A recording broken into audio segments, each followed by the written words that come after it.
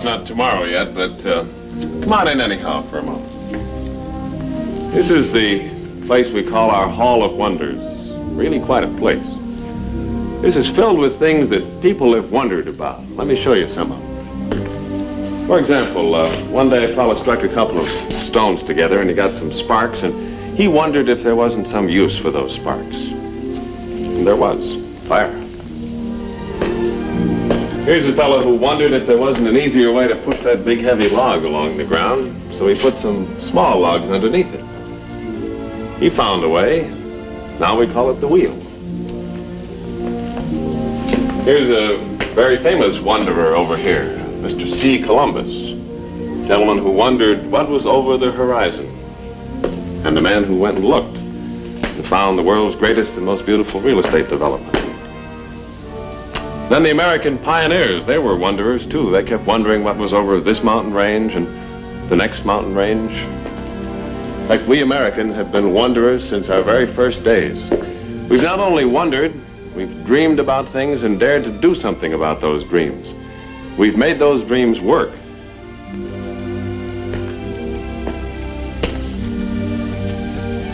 Alexander Graham Bell here. He wondered if he could send a voice through a wire. And Tom Edison wondered. He wondered if he could perhaps light the world through a wire. And the Wright brothers wondered if man could fly.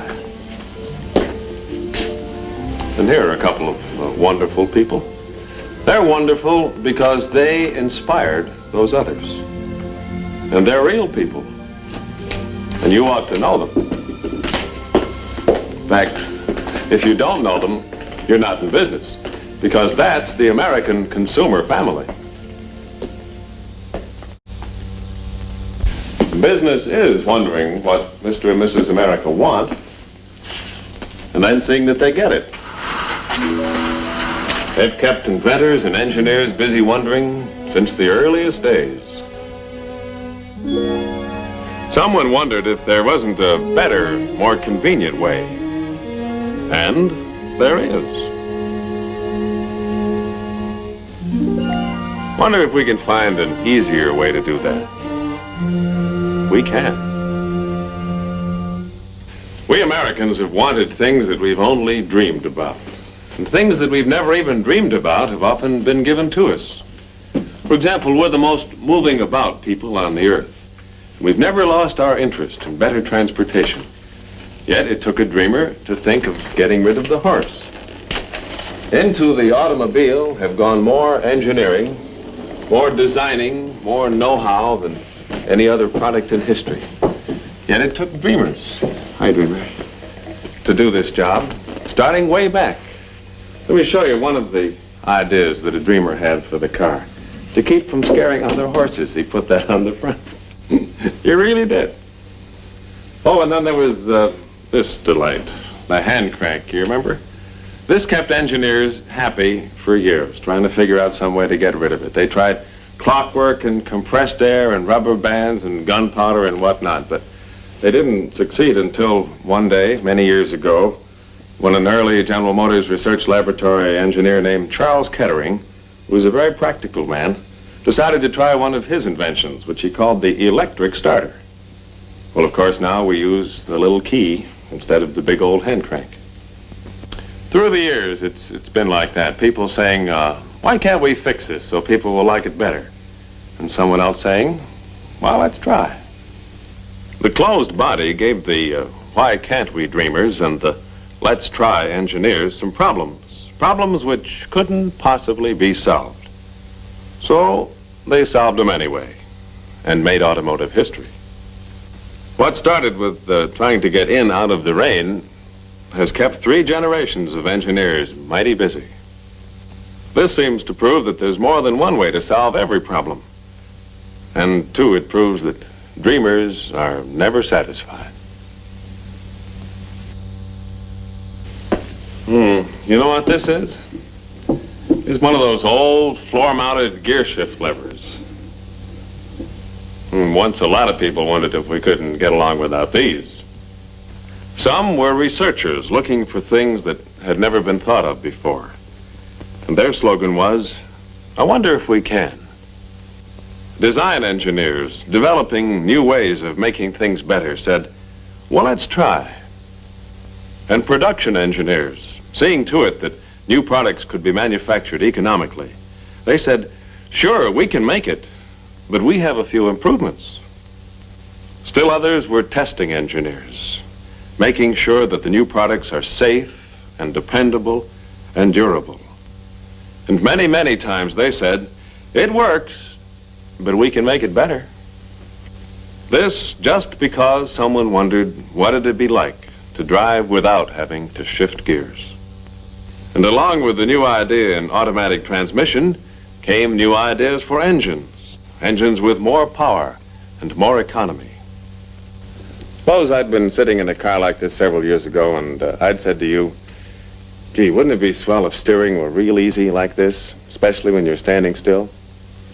Well, you would have said to me, we're already working on that. And so we have been, for a long time. We make a few thousand drawings and blueprints. We build and test, maybe 100 experimental models. Then, if we and the practical designers and the hard-headed production men and the skeptical testers have done our jobs right, well, then the factory men can turn yesterday's dream of effortless power steering into today's reality. Now, that looked easy, didn't it? And I'm not a bit tired. I want you to see an exhibit now of early American art, one that I whipped up back in the 4th grade. This is the Garroway Dream Car, a real super-duper Macaroni special. I was mighty proud of this, I remember. Of course, I didn't have much to go by about this time. I remember Dad had just traded in the family car, which looked like this, for a brand new beauty. Every few years, the family pride and joy would get traded in on a new model. And you can see for yourself how more than 40 years have changed her. Advanced styling has always been the result of designers dreaming a little ahead of the public's desires, and engineers making those dreams practical as soon as the public was ready for them. And even while Mr. and Mrs. America are enjoying today's family car with all its comfort and performance and safety and economy, the designers and the builders and the testers are already at work to make it better for tomorrow.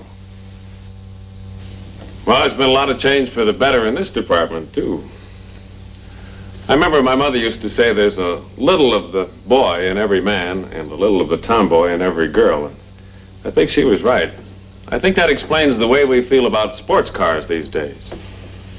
Well, here's about the happiest automobile I've ever seen. The men who designed this had fun. And the builders and the testers had fun. And while it's never going to take the place of the family car, I, for one, am going to have a lot of fun owning it. Now, this could never have happened unless the world's largest manufacturer of automobiles had put its tremendous resources back of the job of designing and building a sports car to uphold American leadership in every field of transportation.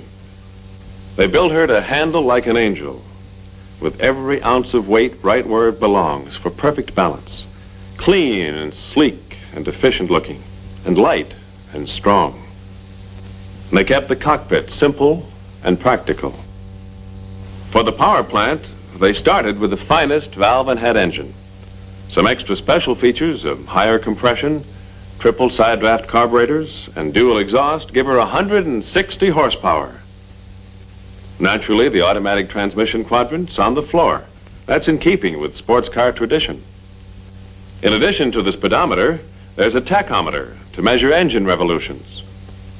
They call her Corvette, and she belongs to the highway just for the sheer and simple joy of driving, for the open road and the country byway, for Mr. and Mrs. America in a carefree mood.